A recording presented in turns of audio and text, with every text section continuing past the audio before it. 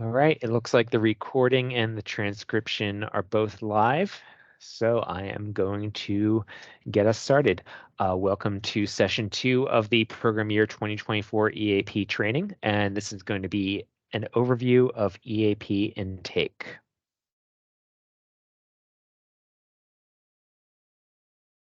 So the purpose of this training is to provide a broad overview of intake process and to review best practices. We will be talking about intake overview, common errors, communication with applicants, and finally, best practices. So generally speaking, intake consists of the following major steps. There's a documentation review, followed by a household eligibility review, and then the benefit eligibility review. During the documentation review, intake reviews the application documentation to ensure that all required documentation has been submitted as part of the application. This is going to include a fully completed and signed application, photo ID for the head of household, which is defined as the person who is submitting the application on behalf of the household, proof of Social Security number for all household members over 1 year old, income documentation for all adult household members, utility billing statements, and any other documentation needed based on specific household circumstances.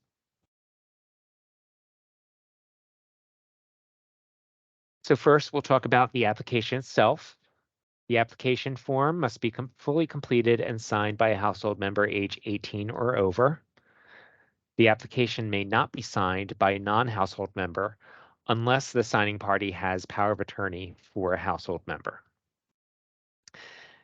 And if the signing household member is not an adult, or if an online application is submitted with a minor listed as a head of household or applicant of record, the household must submit a new application. So we have come across some online applications where a child within a household is actually listed as the applicant of record somehow. And we just want to be very clear that because there is a certification statement and a release form there, it needs to be someone who does have legal authority to sign on behalf of the household.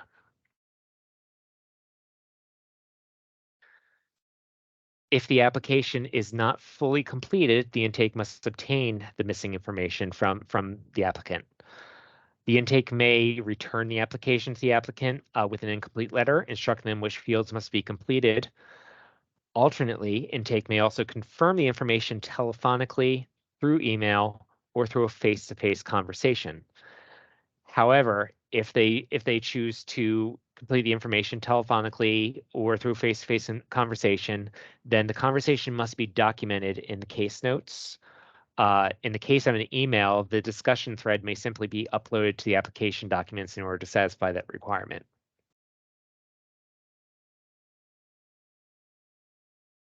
Next is identity documentation. So in order to confirm identity of household members, the following documentation is required. We're going to need a state-issued or federally issued photo ID for the head of household submitting the application, and a Social Security number verification for all household members 1 year or older. Note that Social Security number verification is not needed for any children below 1 year of age, and that does include unborn children. And photo ID and Social Security number verification may be pulled forward from previous years if it is available to you. Now, if any household member is unable or declines to provide the Social Security number verification, then that household member shall be counted as an ineligible household member. However, the subgrantee must give the household an opportunity to provide the documentation before actually processing the household with ineligible members. And that's simply providing them the 14 days needed to resolve an incomplete application. The subgrantee must provide information on how to request replacement Social Security cards to households who are unable to provide the documentation. We also strongly encourage subgrantees to assist the household in making that request. And in order for a household to qualify, there must be at least one eligible household member in the dwelling, someone who is able to provide verification of their Social Security number status. Note, though, that the eligible household member does not have to be an adult in the household. The eligible household member may be a minor, as long as the application is being submitted by and signed by an adult. We have seen applications where it's a couple with a young child, sometimes an infant, and the infant is the only person in the household who actually has documentation with Social Security number, and that is perfectly fine. That actually satisfies our requirements. But you just need to be sure that you do have at least one person who's able to provide that documentation. And next, let's go into just a high level of income documentation. We will be going into this in much greater depth tomorrow morning.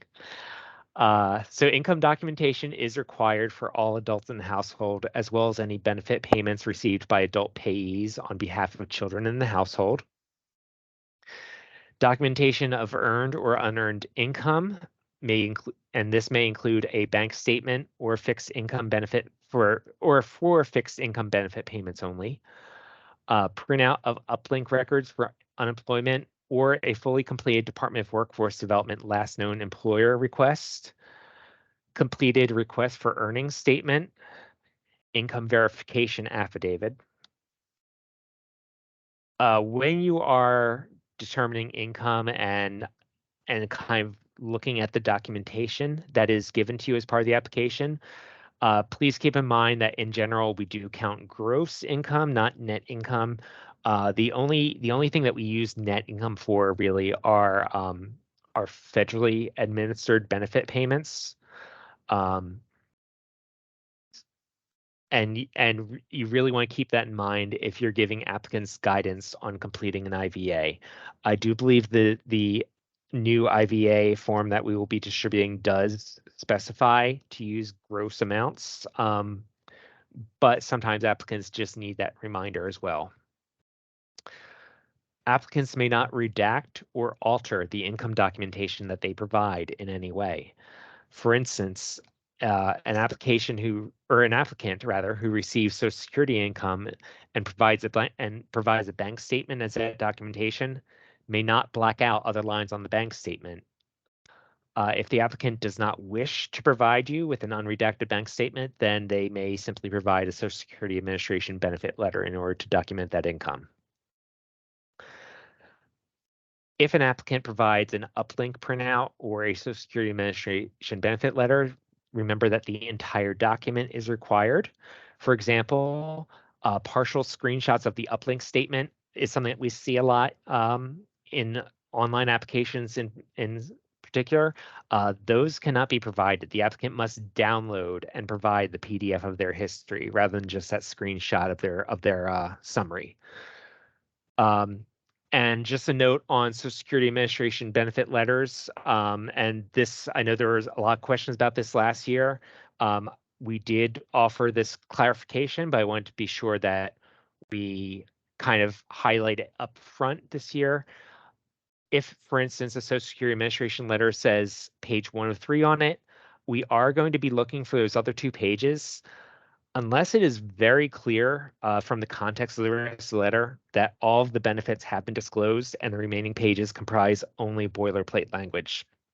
So that would be any kind of legalese, any kind of discussion of the history of their payments. If it starts to talk about the history of their benefits, you're in the clear. But we do see a lot of them where we see for instance, page 1 of 3. And page 1 kind of has a Social Security benefit payment. And then, we come to find out later that page 2 actually disclosed an SSI benefit that the person already also had. So we just want to be sure that we are capturing all that income and that we are coming up with a true and correct eligibility and benefit determination to the extent possible, and that we have controls in place to ensure that we have good information to do that. But yeah, so like I said, if it becomes clear that it starts moving into legalese or the history of their benefits, then that is a sign that all of the benefits have already been disclosed and you don't actually need to collect any further pages on that document. And just a reminder on IVAs, in order to preserve program integrity, subgrantees are to accept IVAs for income only as a last resort. And all successive attempts to obtain primary or secondary documentation of earnings must be documented in the case file. So if the applicant is unable to provide a pay stub for their current employment, the subgrantee should actually be asking the applicant to, you can ask the applicant to complete the IVA at that time, but you should also be asking them to sign a request for earnings statement. And once you get their signature on that request for earnings statement, you should then be sending that off to the employer and allowing the employer 14 days to return that to you. If the employer does not return the request for earnings statement within 14 days, at that point, just document that in the case notes, and then move forward with using the IVA. But by getting that signature on the request for earnings statement at the same time you're getting the IVA, you're avoiding having to kind of burden the applicant with having to follow up twice instead of only once. Utility documentation. So for any regulated utilities, which for our purposes means metered electric, metered natural gas, or prepaid electric, regardless of whether the vendor that is providing these services is actually regulated by the IURC. The most recent or current account billing statement as of the date of application is required. Billing statement must include the vendor name, customer billing name, the service address, which may be different from the billing address and must be specified, the account number, the account type, whether it's residential or commercial, and breakdown of usage and charges.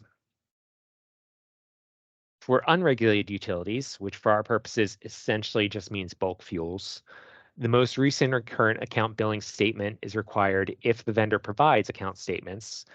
Otherwise, the most recent delivery receipt may be accepted.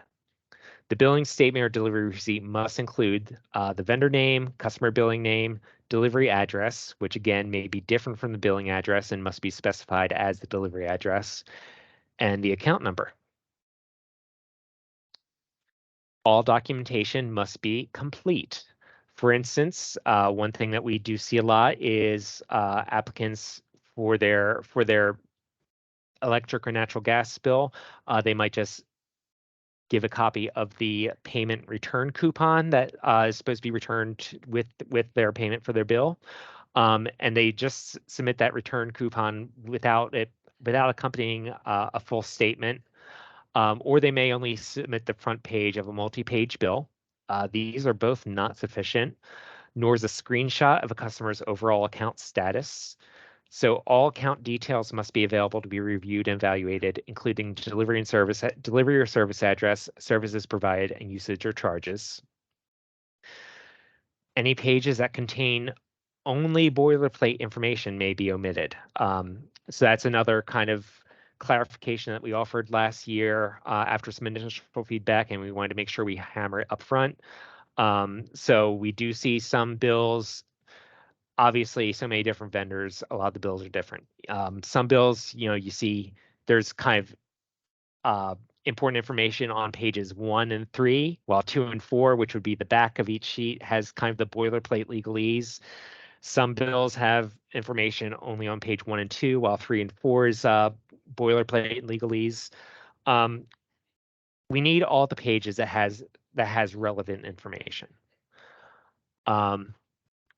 So just when we say it must be a complete bill, just bear that in mind that we're not looking to be nitpicky as far as that boilerplate. We just want to be sure that we are demonstrating that we are collecting the information that we need in order to properly determine the utility benefit eligibility.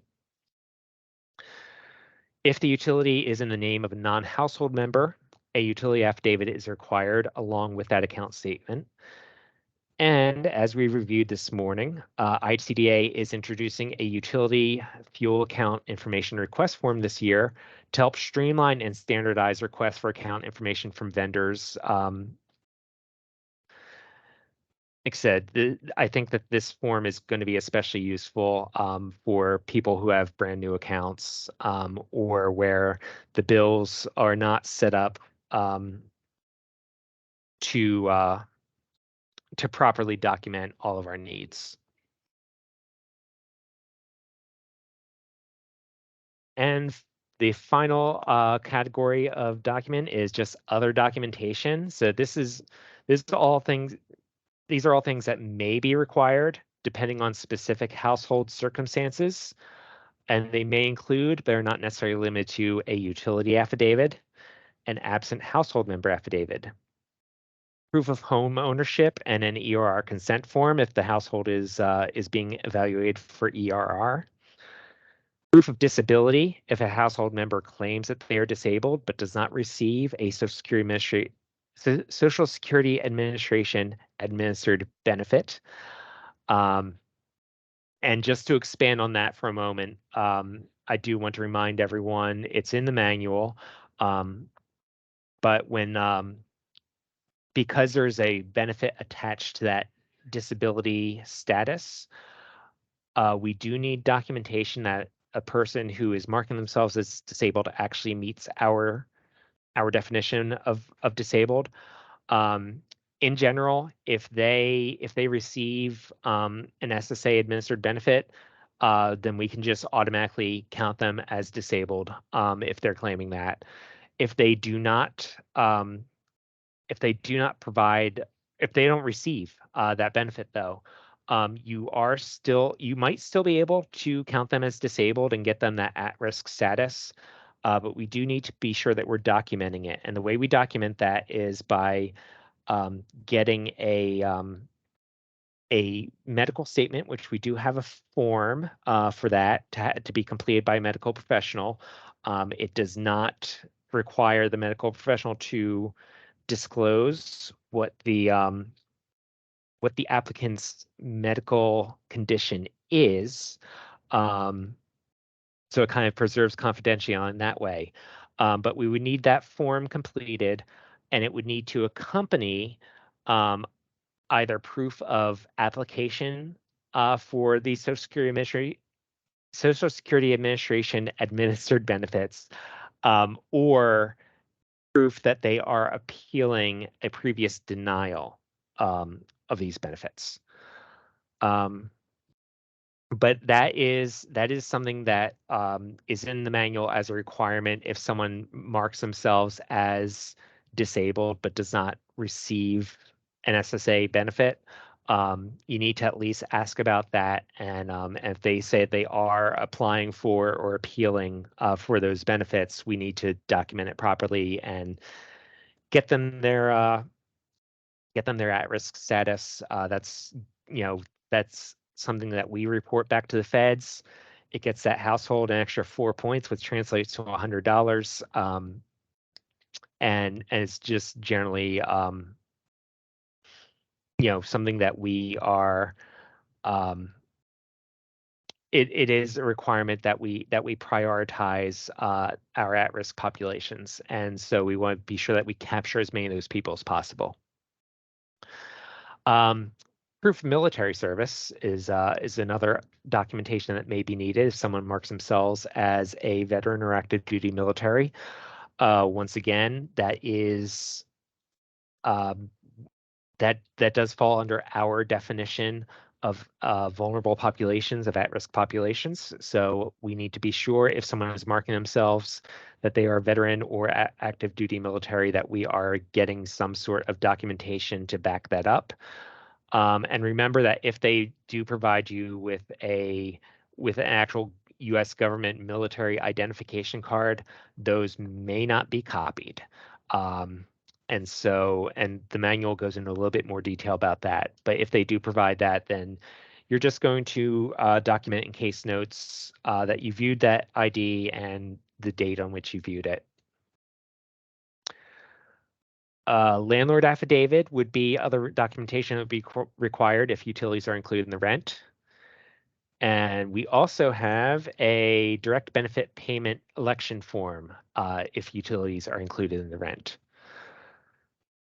So again, this is not necessarily limited to these, but these are some of the more common pieces of other documentation that might be needed in a file. As with the application form, all supporting documentation requiring a signature may only be signed by an adult household member or a third party legally authorized to sign on a household member's behalf. And in order to do that, when you have multiple forms that are signed, if they're signed by the same person, just verify that those signatures look similar. All right, and that brings us to our first question break. And Angela, I see you have your hand up. I have one question and then another maybe comment or just complaint. Okay. The requesting of income documentation. Yeah. So, somebody walks in, I can't get this, I can't get that.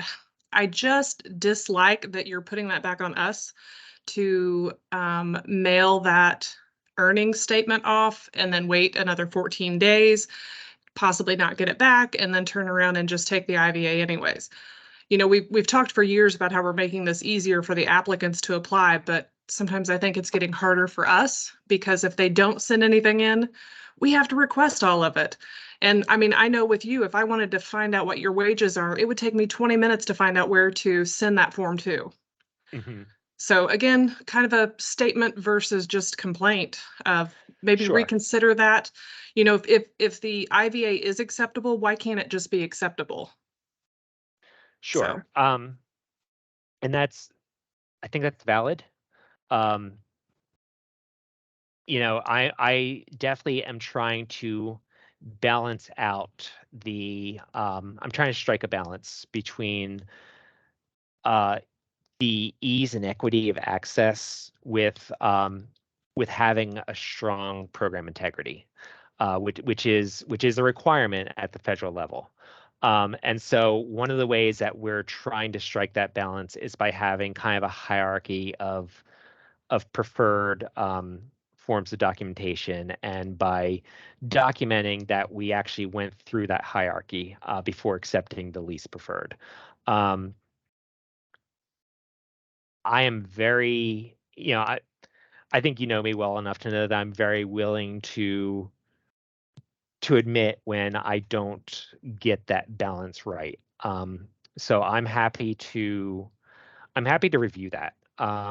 I think for this year, this is definitely going to stand, but I'm definitely happy to review that moving forward because, as I said, I've been in your position. I do know that it can be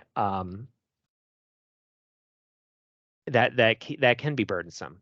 And I'm really not trying to make anyone's life more difficult. I'm just trying to balance making life easier for you versus making sure that that the controls we have for our program integrity meet the expectations of our federal partners. I get that totally. I think Yeah. a happy medium would be putting it back on the client to get that. And if they don't get it, we deny it and they reapply in 55 days. I mean, that's kind of I think would be a better solution for, I know me than for me to tell my staff now they have to try to hunt this down and go through these steps before we can do it. Because I mean, it's nothing to deny it and then let them reapply again in 55 days. I mean, Right. they'll do it enough that they'll get everything in or they won't. And that's on them, which again, we kind of put some of that responsibility back on them, but just something to consider moving forward. And then my next question, the utility affidavit, the manual states something about it must present a barrier, and then we have to try to also again kind of work with them to eliminate that barrier. Who determines what is a sufficient barrier? The manual didn't really go into what qualifies as an acceptable barrier. Yeah, And part of it is I honestly can't think of every scenario. So I don't want to artificially limit more than I have to. Um, and I think part of it is also that I'm generally curious to know what the reasons are out there. I know that we've seen a lot of utility affidavits where, like, frankly, we've seen a lot of utility affidavits where, like, the reason that's not in a person's name is just left blank. I think we at ICA are interested in knowing what the specific barriers are and how much of it is a legit barrier versus just, you know, the person doesn't want to, they have someone who's willing to have in their name and they just don't want to, go through with getting it switched over. Um, so I think that part of the reason I did leave that vague is A, to get more information, and B, just to empower the LSP to kind of make that determination and or to partner with us if you're not sure. But I also do want to be clear that, when it comes to monitoring on some of the stuff, if it's not completely black and white in the manual, um, a lot of times Renee does come to me and ask me, what's your thought process here? You know, and how do you want me to approach this if I see this? And I think that's a thing where I think we are in an information gathering phase. And so I think as long as there's something there, I'm not, my frame of mind is not that I am uh, likely to want to treat that harshly, if that makes sense. Okay, yeah. Um, I just wanted to make sure there wasn't like a standard of this is acceptable, this isn't, this, I mean, because most of them put on there that, they've got an old bill. Well, I'm not going to go back and check and see if they actually owe a $700 bill. I'm going to take them at their word and have them sign it. So I just wanted to that's make sure that was still perfectly, acceptable. yeah, that would be still acceptable. Okay, and we don't have to show proof where we went through and tried to get them to change it into their own name? No. Okay, perfect. Thank you. You're welcome. Christina Corbin is next. Hi, I have two questions about Social Security and then one about the utility affidavit. Okay. With the utility affidavits, are we required still to get an absent household member form if the utility bill is in the name of a non-household member? So and Renee, you're on the call also, so correct me if I am misspeaking here. But I want to say that the text of the utility affidavit actually doubles as saying this person is not in the household. So it essentially, that one form acts both for the utility affidavit and it covers what's in the absent household member form. And so that form is not needed. That form should only be needed if the name of another person is on another required piece of documentation. Is that accurate, Fantastic. Renee? That is correct, yes. Okay. Thank you for clarifying that. The other two Yeah. I have are in regard to Social Security verification. Mm-hmm. The first one is in regard to unborn children with, obviously they wouldn't have a Social Security.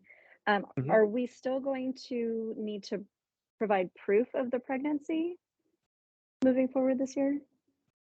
I believe that was eliminated a few years ago. Renee, is that still accurate? It's still in the manual. It's still in the manual. Oh, is it still in the manual? Yeah. Okay. Let me take that back to the team and review that. There. The other question I have, the manual states that in order to prove Social Security number, we can use an Indiana Real ID. Mm-hmm. The way it reads is that we cannot use a Tennessee Real ID, we cannot use a California Real ID, only an Indiana Real ID. Is that accurate? So that's language in the manual that honestly predated me being in this position. So because Real ID is a federal program. I am inclined to say that it doesn't necessarily need to be an Indiana Real ID. It can be any Real ID. I just need to, obviously, I won't be able to provide examples of, what it looks like in each state. But I'm just going to, do a little bit of research, verify that like the star essentially looks the same as in the same place. And if that is the case, then I will update that guidance. If I see it, I don't mark it wrong. And there you go. And Ingrid here, the star is in the same spot, even if it's an ID for a different state. That is correct. At least for Right. the ones that I've seen. Well, I'm going to hold off until I have a chance to revise the current draft of the manual. I'm going to hold off on 100% promising, but I'm going to say that I anticipate being able to remove the qualifier of Indiana issued Real ID on that.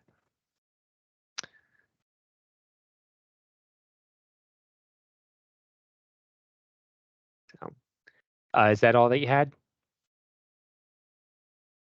Yep, that's it. Thank you. Okay, thank you. Next hand we have is Angela Schmang. Yeah, I just wanted to verify something on the income verification form.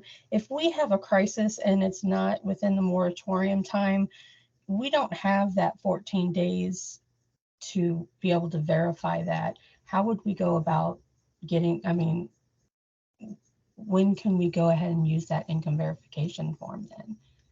Yeah, that's very fair. I would say that would be kind of a special circumstance. So I'll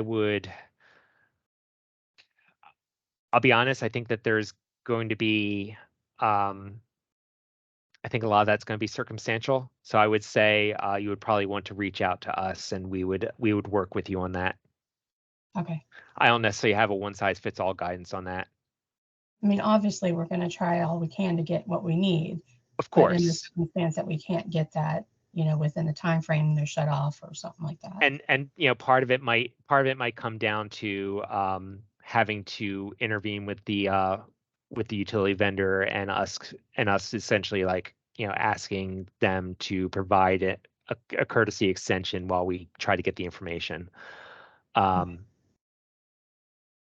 So and we might have a little bit more to share that kind of feeds into this on Thursday. So hopefully that will also help in that regard. All right, thank you. Absolutely. And Rachel. Okay, so back to that IVA and the other one. Wouldn't we, in my opinion, just a thought, what if we required them to fill out a DWD release whenever they fill out an IVA? We could then check the DWDs and see if what they're claiming matches up with, say, the last quarter that they were paid. Or again, it also states that, no, this person is not getting paid. To me, that DWD being able to do that is going to be a lot more timely than waiting for the request for earnings. Yeah, I mean, so there's nothing to stop you from requesting the DWD wage inquiry. And I think that I think that kind of using that as a comparison for to kind of make sure that the information that you're being provided is in line with on there, that's some pretty sound reasoning. We just to be clear, we wouldn't be able to use what's on the DWD out of hand because it's out of the eligibility period that we're looking at. But yeah, I would if you wanted to incorporate that into PACE's operating procedures, I would not be opposed to that. I'm just thinking that would be more timely than us trying to send out a request for earnings to the employer and then having that employer send that back, because we can get on the DWD immediately. And then the other thing, I've got the landlord affidavit. Okay. So last year, there are 3 ways that you can check on these. Responsibility of the landlord included in the tenant's monthly rent, Mm-hmm. responsibility of the tenant, but in the landlord's name, and responsibility of the tenant. We were getting a lot of people that would fill out the landlord affidavit instead of the utility affidavit when it was in the landlord's name. But that isn't, am I correct that that's not good enough? I'm just wondering, can we take out that whole responsibility of the tenant but in the landlord's name? Can we just take that out completely? So the reason that's there is okay. So what I'm sort of thinking here is that I mean the LLA, the landlord affidavit. Typically, we're not using that unless it is someone with utilities included in the rent. And so what we have seen is there are times when one utility is included in the rent, one is paid separately, but still the landlord still wants to keep in their name just for oversight of it. And so essentially what we would need at that point is that in people who fall in those cases, which is probably a fair handful. It's not a lot, but it's a fair handful. Would need to fill out 2 separate forms at that point. They would need to have their landlord complete the LLA, plus they would have to do a utility affidavit. It would be a little bit extra burden for, like I said, a fair handful of applicants. But if it's confusing, if it might end up with less burden overall, just more burden on kind of a targeted group, that's something I think we could consider. Well, I know last year we got a lot of people that were turning in that landlord affidavit instead of the utility affidavit. Right. And I think because they read that responsibility of the tenant, but in the landlord's name, they consider that is good enough for the utility affidavit. And I think just by having that in there, it's confusing. Because really it's either responsibility of the landlord or responsibility of the tenant. Doesn't matter Right. whose name it's in by that point. Right. So that's just something that a Yeah. lot of people were confused by. A lot of our applicants were confused by that, and they thought they could turn in the landlord affidavit instead of a utility affidavit, and then we were still having to call back and get the UA. Out of curiosity, and this is kind of neither here nor there, were they actually having their landlord complete the form, do you think, or were they actually just completing it themselves? They were having the landlord complete it, and it was in those cases, all of the utilities were responsibility of the tenant, but in the landlord's name. Okay. So that's an extra step for them that they wouldn't have to do. Because and I just, to me, it's an added confusion for them. Yeah. And I will say, I think from my point of view, I think that especially as long as the landlord is actually signing, as long as like the tenant isn't just completely filling out everything and signing on behalf of the landlord, just for future reference, I think that having a landlord sign off on that, I think that meets kind of like the basic requirements of the UA. So I would be comfortable just accepting that in lieu of a UA, but I know that that's not the intended purpose of the LLA. But yeah, I can definitely take a look at that and have the team look at that. And like I said, we have a week or 2 before we release the documents to you guys. So yeah, hopefully we can come to a consensus before then. Thanks for bringing that to my attention. Rosa. I forgot what I was going to ask, but I think it's that was interesting what she was saying. But I think it was if the application is signed by a minor, we need a new app. Yes. we Correct. had quite a few online applications that the minor was listed as the head of household. I know. When we had the actual parent and talked to them that they needed a new app, they were hot. They didn't understand why, if we could just switch it and put it in their name. So what, I guess, what is a recommended? Do we mail it? Do we have them come in? That application would have to be denied. Mhm. And how do we go about re-entering it if it's in the minor's name, but the same people are going to be re-entered? Those are all fantastic questions that I don't necessarily have good answers for right now. Okay. I will tell you one of the big things I'm working with this year, one of the things on my wish list for rowing is the ability to handle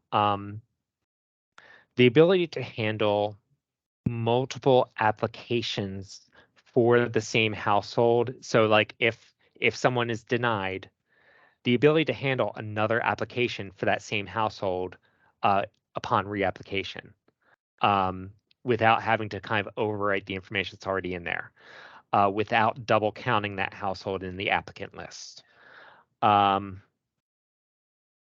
So if we're able to rectify that, that is certainly going to help with that. I will tell you that another thing that I think that it might take just a tweak in your current online queue kind of processes and procedures. But if the applicant or if intake, when they're kind of evaluating the applications, and they are going to be importing them into the queue, if they notice that the applicant of record on the application is someone in the household who is under 18, I believe rejecting the application rather than accepting it and denying it would actually make it so that the person could just easily reapply. And I know I've kind of wanted to steer away from online application rejection. However, because this is a legal document with where they're signing off responsibility for a household, I think that having a minor who is not legally authorized to sign such a statement would be an okay reason for an application rejection. So application rejection is something that to be used very, very, very sparingly and only in very narrow circumstances, but this would be one that would fit that criteria for me. And so, yeah, I think if it's rejected without actually being imported into the live environment, I do believe that clears the way for the person to be able to reapply. I will also, on my end, kind of review the language on our landing site and on the EAP Connect portal itself, and be sure that there are multiple references to must be an adult age 18 or over. Just so people, can't say they weren't told. Doesn't mean they read it, but we can certainly tell them multiple times. Okay. So just to recap, when we're ready to import it, just look at the members, make sure that the head of household is the adult. If it's not, we can reject it. Do we have to add a message? Because I know there's an option for a message. I'll be honest. I'm not 100% clear on how that application rejection works when it hasn't been imported into the portal. So IHCDA team, if we can kind of add that as a question for rowing, that would be super, super awesome. Okay. And yeah. Go ahead. Oh no, I was just gonna say as we get more information on the timeline for rowing enhancements this year, I'll be able to hopefully answer those questions more authoritatively. Okay. My next question. Applicant or members mark themselves disabled without receiving any benefits. If and so true that they are not receiving any benefits because they can't provide any of the documentation that we would need, would that household be marked ineligible, denied? No, just the the disability status would be removed from the people who can't show that they are that they meet our definition of disabled. And proceed if we have everything else. Absolutely, yes. Okay. Okay, I think that's it. Thank you. Thank you. Ingrid. So mine is in reference to the utility affidavit when the utilities are in the landlord's name, but the tenant is responsible to pay them. We've always just accepted the LLA and not even ask for the UA because the information that we ask for in the UA is already on the LLA. And the reason why it's in the landlord's name for the most part is probably because that's their preference. So is it okay to just get the LLA? Yeah, I think that is okay, pending, Okay. like I said, like I told Rachel, we are going to review that, so there might be some more changes coming before those forms come out. So I'm going to tentatively say yes, that would be okay, but we'll see what changes come. And I have to say, I prefer the landlord affidavit than the utility affidavit because there is more information to me on the landlord affidavit than the UA. Yeah. So, and my second thought was, if somebody marks a household member disabled, but they don't provide any SSI, or Social Security, can we have a warning popping up that says, you have a disabled household member, but nobody is receiving Social Security, to actually then go back and check on that? Because I think it's easy to miss that on the household members page that somebody is marked disabled. And so if we can get a warning, and I think we used to, that said, you have somebody's marked disabled, but there's no SSI income, that would be helpful because it's $100 that we're given when maybe we shouldn't. Yeah, fair enough. Yeah, I think we can look into that. Thank you. Can't make promises, but we'll look into it. Oh. Asefa. Do we have any documents that come in other languages or with the language, with our English language, somewhere in there that would give maybe a Spanish speaking mother that might be the head of household the opportunity to understand what it is she's filling out instead of having a child underage give her that information? Yeah, so that's a great question. So one of the things that we did this year on our subgrantee plan packet is we're asking every agency about the about kind of the demographics in their service area, and specifically in terms of needs in terms of languages other than English. So we know that Spanish is kind of like a general need all over, right? But we don't want to just, if we're going to address other languages, we don't want to pick and choose. We don't want to just address Spanish and kind of say everyone else, is kind of on their own.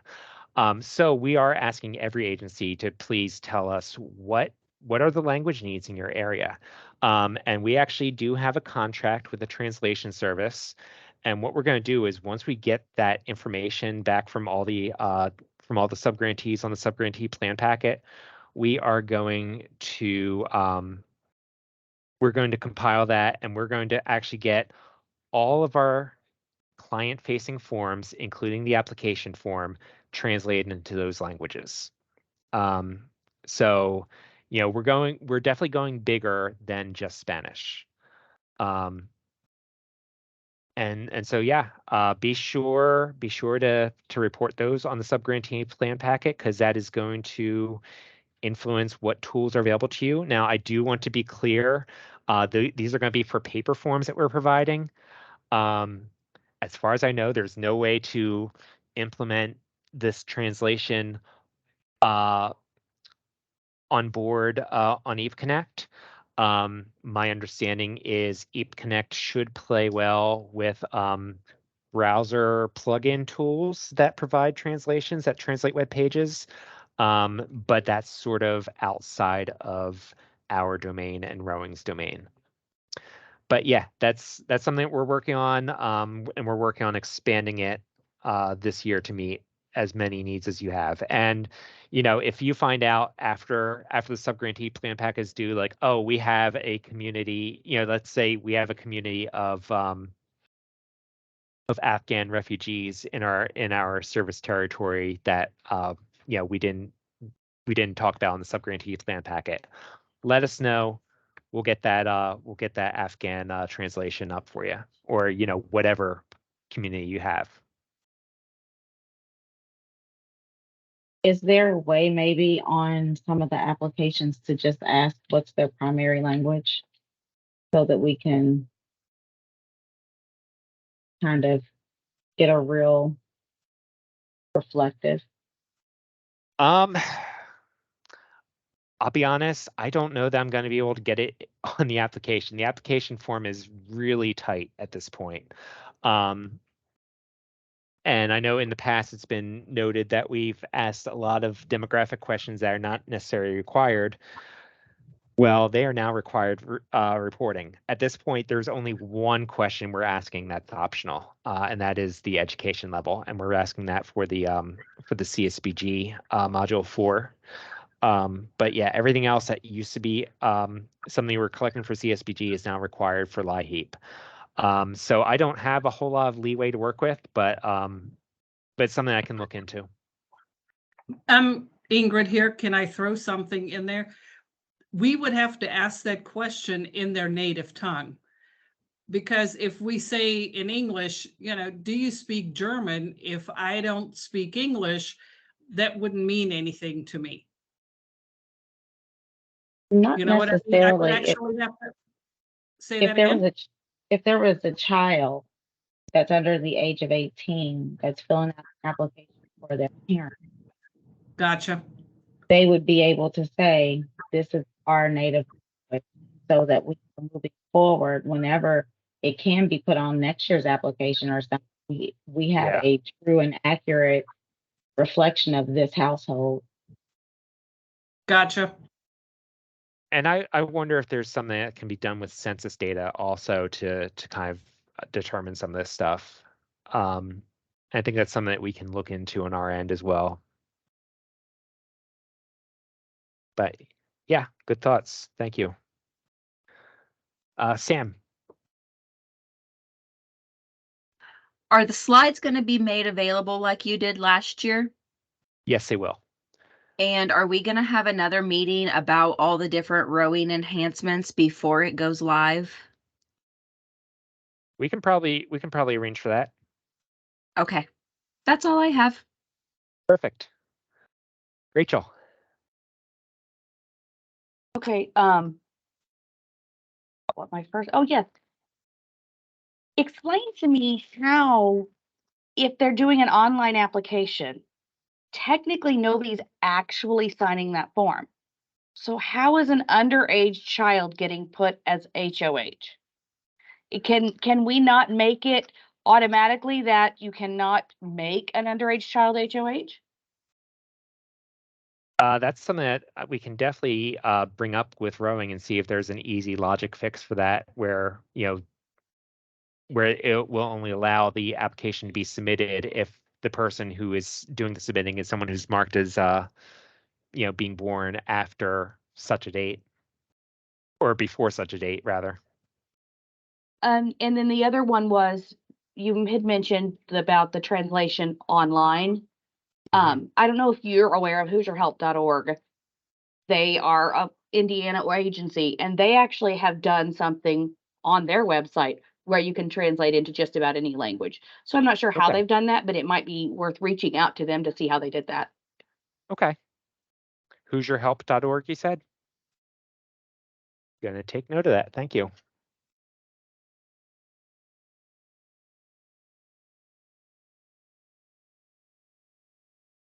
Hey, Tom, it's Brad, since we're in the same agency.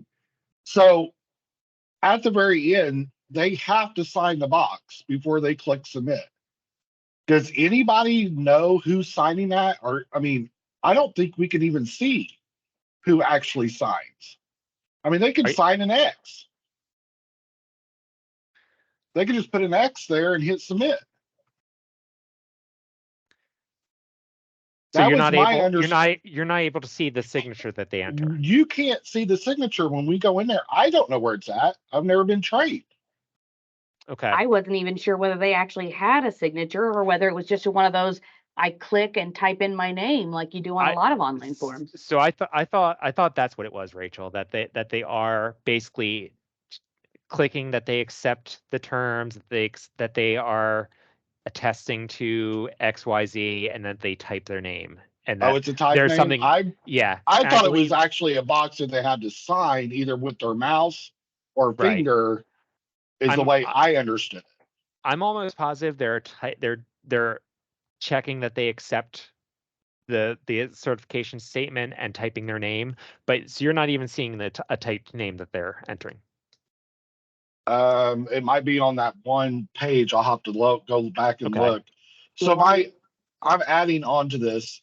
Why are you rejecting an application if the child is underage? If that adult member is there, you can easily accept that application and go in and modify the HOH. So why are you rejecting and making a hardship on the customer again? You can change the HOH. We need, if they're typing their name and they're accepting that legal responsibility, we need that to be an adult. We legally need that to be the adult who's doing that. I was going to say, this is Alva, but it's not legal if a minor signs it at all. An adult has to sign anything because a minor cannot sign anything legally. So that's the problem. It's a legal issue. Well, I understand that, but you could, when you accept that application and they've got the child as an HOH member, you could unmark them and make the adult the HOH, and that makes the change. Adults, with the adult's approval. So somehow that have to be documented that you got that adult's approval. And you did more like an affidavit or something that you did talk to them or contact them and they said, okay. Otherwise it's not legal. So Not then legal document. if we can see the typed name when they submitted is Brad Dukes and Tori Dukes is the HOH, we can make that change. Correct? Because I'm the adult. Right. As long as, well, instead of rejecting it. No. Okay. I'm gonna definitely put a line in the sand here and say the adult needs to actually accept the agreement. It'll be in the application audit. The adult needs to accept, the adult needs to sign, and we can't just switch. But they did. But when they entered the information, they marked their child as HOH. They shouldn't be marking anyone as HOH. HOH should be the person who that actually signed it. Yeah, that signed it. Okay. The HOH shouldn't be something that's being determined. It should just be whoever actually signed the application, which is why I was under the impression that, yeah. Okay, that makes more sense because I was taken under the impression that the adult accidentally marked their child as HOH. Yeah. So that's the way I was taking it. All okay, right, yeah, no, it's because it's actually submitted in the name of, I mean, I've seen applications where it's been submitted in the name of a 5-year-old. Yeah, that doesn't work. It has to be a household, an adult. Not even that. I've had to send one to Danny a year ago or two that it was very weird, but I won't go into that. For the record, I got one of those from 211 last year that had the child as the HOH. So 211 Okay. probably should never have allowed that. Am I correct? Yeah. Correct. Yeah. And It's we kind can. of like, it's kind of like when they put their dog's name on their Duke bill as the person that gets the bill. That's not acceptable. Yeah. You know. All right. We do have 2 more questions. We have 28 minutes left. I do have a hard stop time of 3:30 today, so I'm going to do speed round with these last 2 questions, and we're going to get on with the rest of the presentation. Angela Riley. Good afternoon. I have a question. We still have transmittals that we're not able to submit to the state yet because they have not got back with us with raising our budget. So do you know when that'll be happening?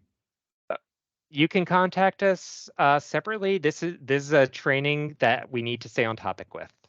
Right, I understand that. I was yeah. just trying to find out about that because we did send an email and nobody has gotten back with us.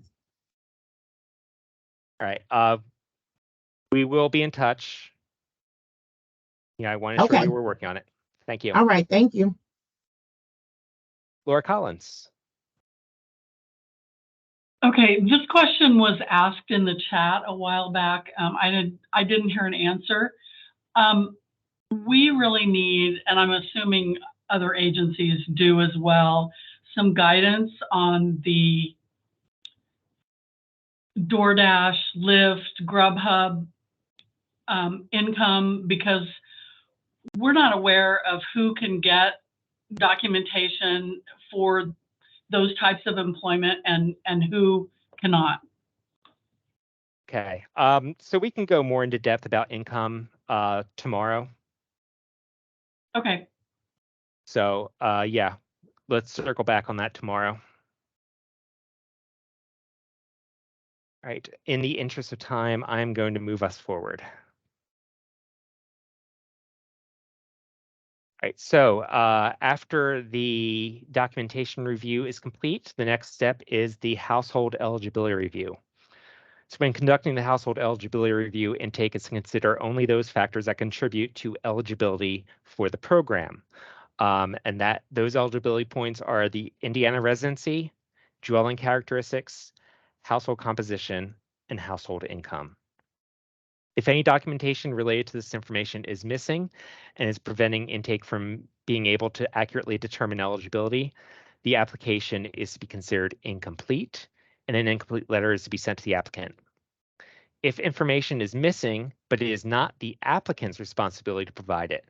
So an example of this would be that the applicant provided a DWD last known employer request, and the intake is waiting on DWD to return the results. That application would be placed in progress status rather than incomplete. And then once household eligibility has been determined and the household has been approved, then intake may begin to determine benefit eligibility. For the eligibility review, intake will require utility information, billing statements and account information, and at-risk or vulnerable population documentation if applicable. Benefit eligibility review should be conducted upon household eligibility review. And if at-risk or vulnerable population documentation is requested from the applicant, intake shall note the date the request was made to explain why benefit eligibility review is being delayed, and note the date the documentation is due, which would be 14 days from completion of household eligibility determination. If the applicant fails to return the documentation by this date, intake shall proceed with the benefit eligibility determination without awarding at-risk status. Sorry about the wall of text on this slide. Note that our MOA with vendors requires that they cooperate with LSPs and ICDA by providing customer information upon request. This does include billing statements. So if an applicant does not turn in a billing statement for their utilities, that would not be a reason to mark the application as incomplete. And you should not send in an incomplete letter to the applicant requiring them to submit the information. Instead, you should contact the utility vendor in order to request a copy of the account statement as of the application date, or you can send that utility or fuel account information request that we're rolling out this year to the vendor. If the applicant does not turn in the correct billing statement, So for instance, they turn in an October application and they submit to you a billing statement from July. Intake shall request the appropriate billing statement from the vendor or submit that utility or fuel account information request for the correct date. In most cases, IHCDA expects eligibility review to be completed and claims added to approved applications at time of household eligibility approval determination. In cases where additional information is needed, IHCDA expects that the claims will be added within 14 days from the date of approval.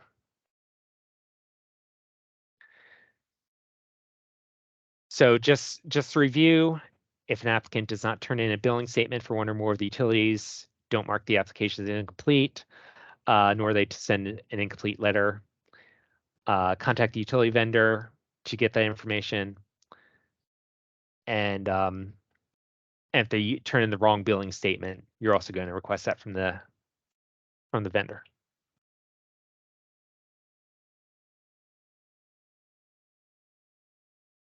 Sorry, I'm just realizing those were basically reworking that wall of text slide so that it wasn't a wall of text, and I forgot to delete the initial wall of text slide. Common errors. Intake should be aware of the following common errors that IHCDA has observed. So one that we see is conflating household eligibility determination with benefit eligibility determination. Examples of that would be marking households incomplete for missing utility bills, or denying a household that meets programmatic eligibility requirements simply due to the failure to submit utility bills or an excessive credit balance. So if someone has an excessive credit balance, you should not be denying the application as a whole. You should be approving the household, but holding off on the benefit, denying or delaying the benefit. Denying households for failure to turn in Social Security number verification when the documentation exists in previous year's application file. Failing to deny an application when documentation is not received by the due date on the incomplete letter. Failure to follow up with a household to determine if a member marked as disabled but who does not receive an SSA administered benefit has documentation that they meet our definition of disabled. Using incomplete or inappropriate income or utility documentation, including accepting an IVA for earned income without documented attempts to obtain independent documentation of income. Denying a household for failure to turn in Social Security number verification as a household member or for a household member rather than counting the household member as ineligible. Marking an application as incomplete when waiting on information from a vendor or from DWD. All right, do we have any questions on household eligibility versus benefit eligibility?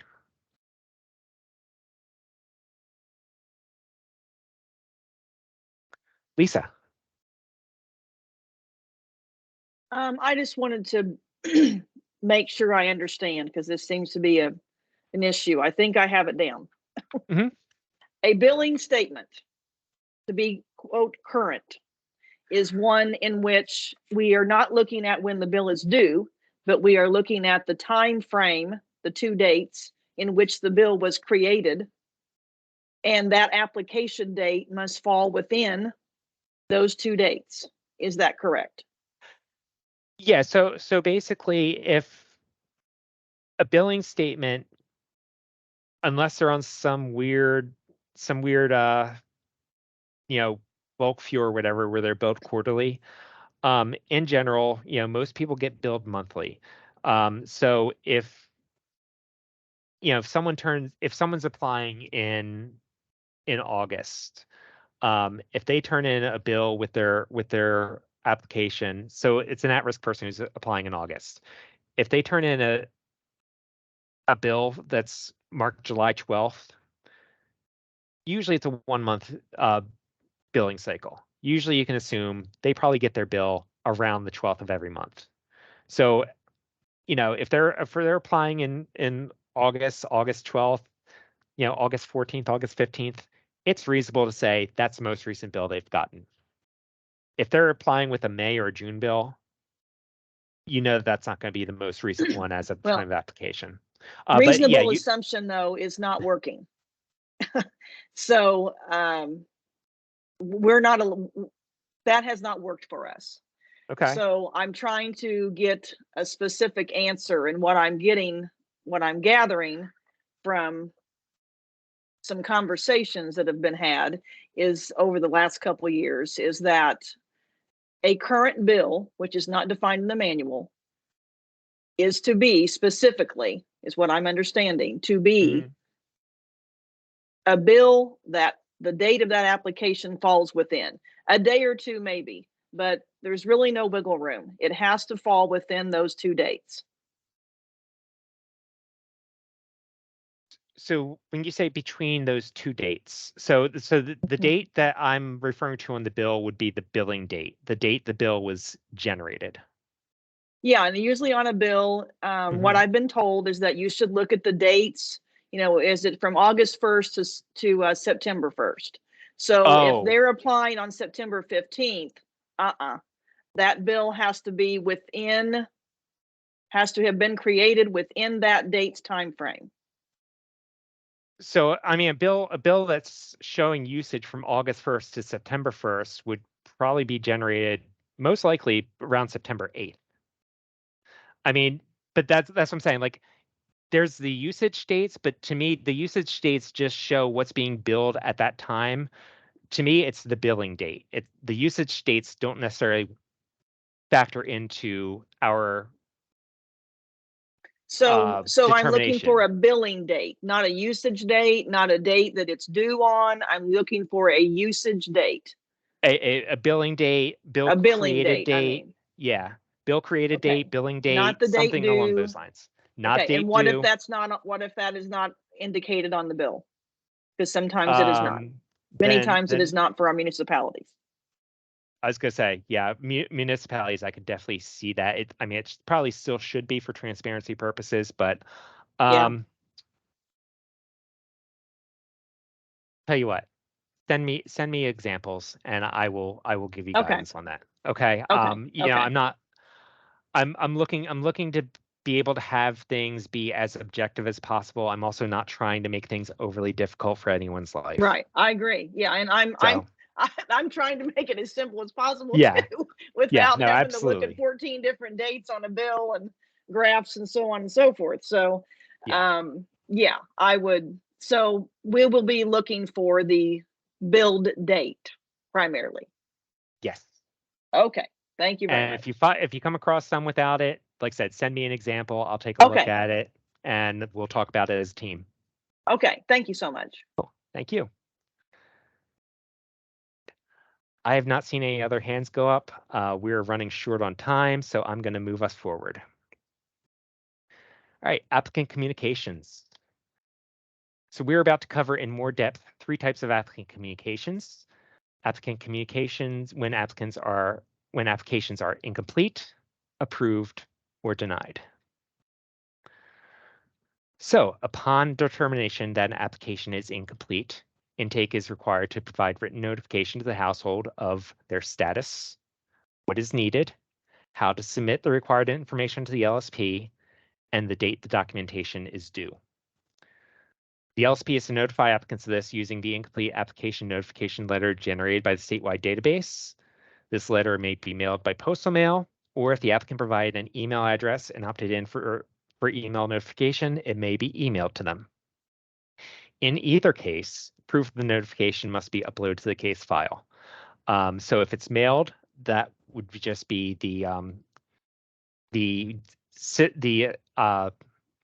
system generated notification letter, along with if you include in an insert to notify them of exactly what's needed and give them instructions on how to complete that, then you would also want to upload that. If it's an email that you sent them, then you can upload a copy of that email to show that notification was made. The notification letter may be supplemented by a phone call or system notification in the statewide database, but please note that these notifications may not replace the official notification letter. We are required to notify people in writing. Upon determination that an application is approved and after benefit determination has been completed and claims entered in the statewide database, intake is required to provide written notification to the household of their status, their benefit levels, and appeal information. The LSP is to notify applicants of this by using the approval application notification letter generated by the statewide database. Once again, may be mailed by postal mail or may be emailed as long as the applicant provided an email address and opted in for email notification. And once again, may be supplemented by a phone call or system notification in the statewide database, but those may not replace the official notification letter. And if an application is denied, intake is required to provide written notification to the household of their status, appeal information, and reapplication information. The intake is to notify applicants of this by using the approval application notification letter generated by the statewide database, postal mail, can be emailed as long as they provide an email address and opted in, may be supplemented by phone call, system notification, but those may not supplant the official notification letter. And also remember that intake must accurately record the denial reason in the statewide database for tracking purposes.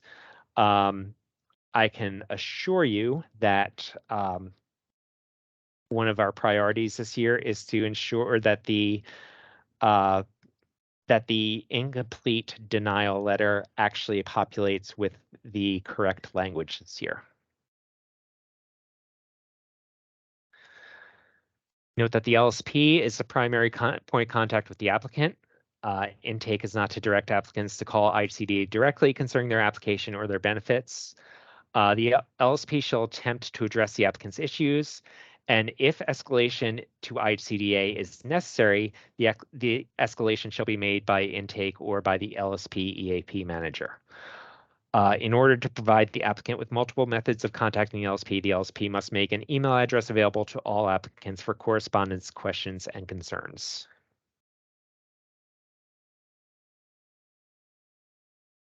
Any questions on communications?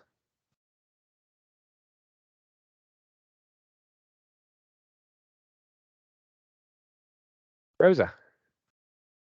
Is the incomplete letter going to be updated where we can write the information or choose a box or something so that we don't have to do two letters? Okay. I'm working on it. I can't promise anything at this point, but it's something I'm working on for sure. My preference would be to be able to have you type in what is needed and have it populate on the letter, possibly with also some drop downs that for common things. But we'll see what happens when the dust settles from the enhancements for this year. Also, if the person applied online, we're still doing, or is it still required to do the message and the letter?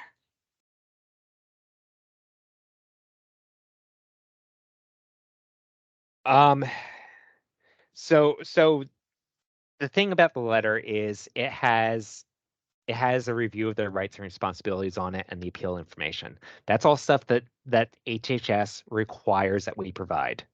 We basically have to provide that information every step of the way. So there is a requirement to do a letter, whether that gets emailed or mailed. I am okay with email, but I think because of that requirement, and unless I'm wrong, and we can check with Rowan on that, I believe that information still does not populate into system messages.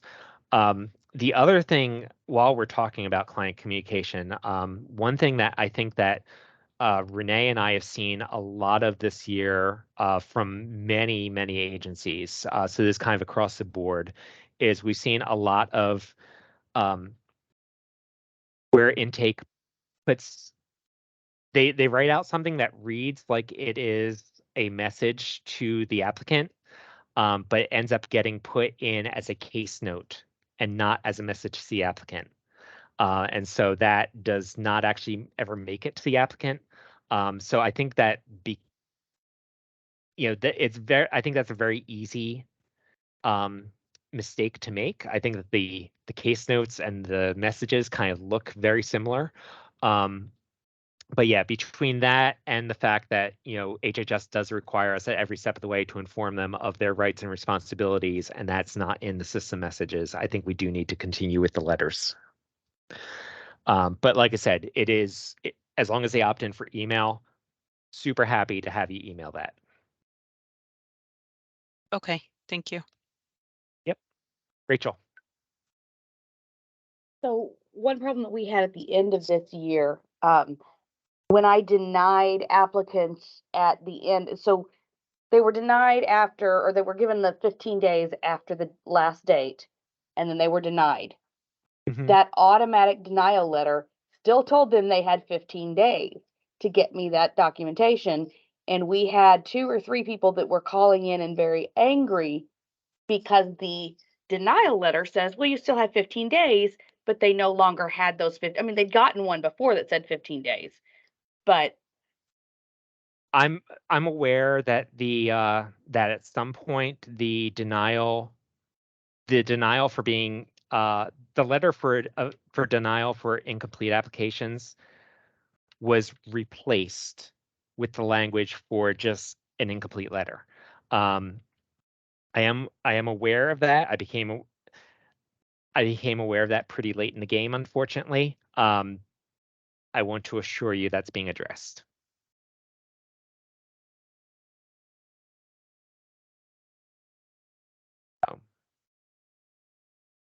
Brad.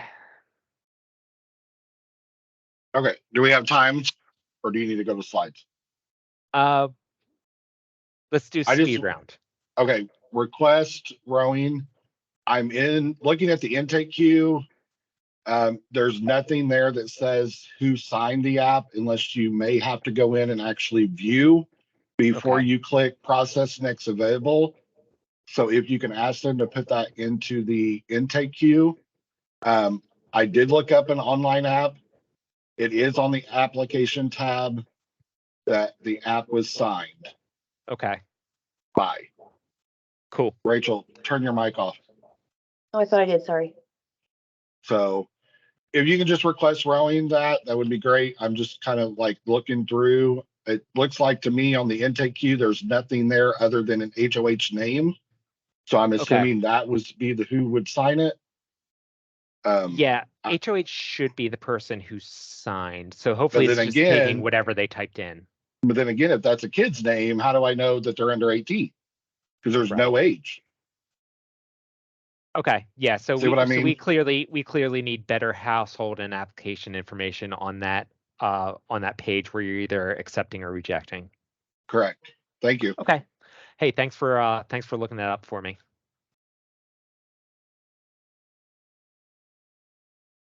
All right, moving on to best practices. LSPs should consider an internal tracking system to ensure that they track incomplete applications, receipt of missing documents, and timely denial of applications in which the applicant fails to return documents, as well as applications in which DWD or vendor information is requested.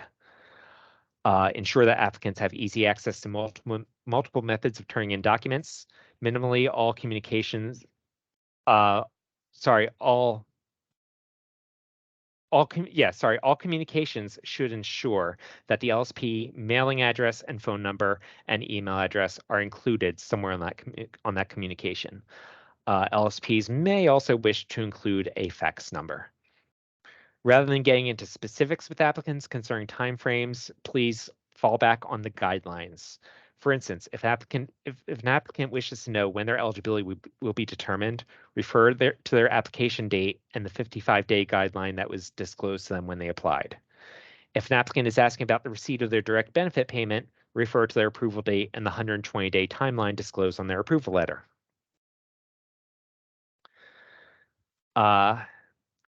LSPs must develop their own internal systems in order to track and integrate applications received via various streams. So online, mail-in, drop-off, in-office appointments, those all need to be integrated somehow in order to ensure that all applicants are being addressed fairly and in a timely manner, and that applicants are not receiving inequitable treatment as a result of how they applied.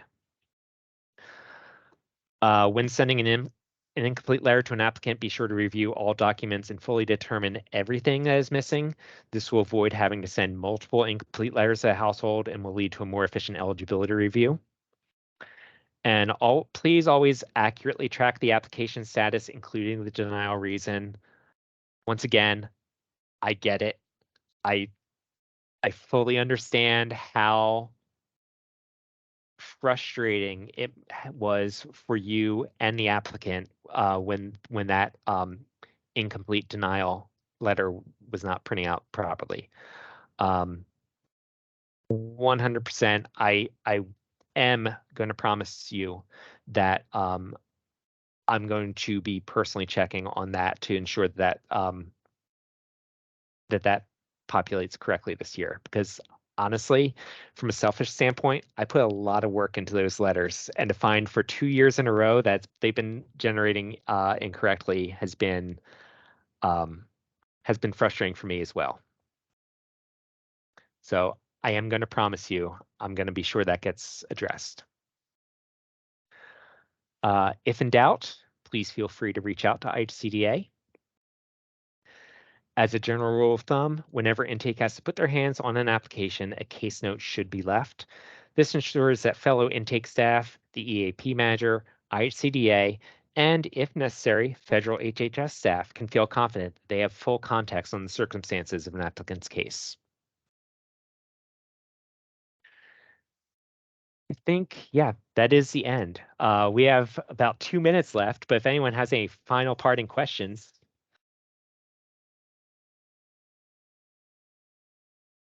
Brad.